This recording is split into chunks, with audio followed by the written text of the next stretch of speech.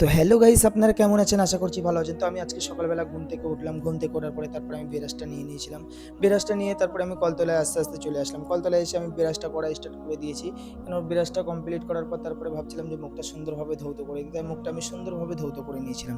মুখটা ধোয়ার পরে তারপরে আমি ভাবছিলাম যে একটু ডাব সাবান ইউজ করি মুখে, কারণ ডাব সাবান ইউজ করলে মুখটা খুব সুন্দর আর ক্লিন থাকে।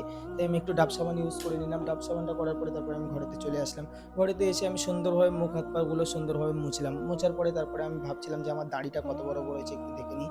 তারপরে আমি একটু আমার দাড়িটা দেখছিলাম যে কত বড় দাড়ি হয়েছে। তাই দাড়িটা মোটামুটি আলহামদুলিল্লাহ খুবই অনেকই বড় হয়েছে, ভালোই বড় হয়েছে। তাই এবার দাড়ি দেখার পরে তারপরে আমি একটু ভাগনার কাছে চলে গেছিলাম। দেখি ভাগনা আমাদের এই রাস্তায় খেলাচ্ছে। তো ভাগনার কাছ থেকে আমি ঘুরে যেয়ে তারপরে আমার ড্রেসটা একটু চেঞ্জ করে নিলাম। ড্রেসটা চেঞ্জ করার পরে তারপরে আমি একটু প্যান্ট-জামাটা পরে আমার চুলগুলো বেশ বড় হয়ে গেছে। তারপরে এইগুলো করার পরে তারপরে আমি এদিকে এসে ভাবছিলাম যে আম্মু আজকে আমার জন্য নাস্তা কি রেডি করেছে। তারপরে নাস্তা আজকে খুবই সুন্দর করেছে। আজকের যদি ভিডিওটা ভালো লাগে লাইক করবেন।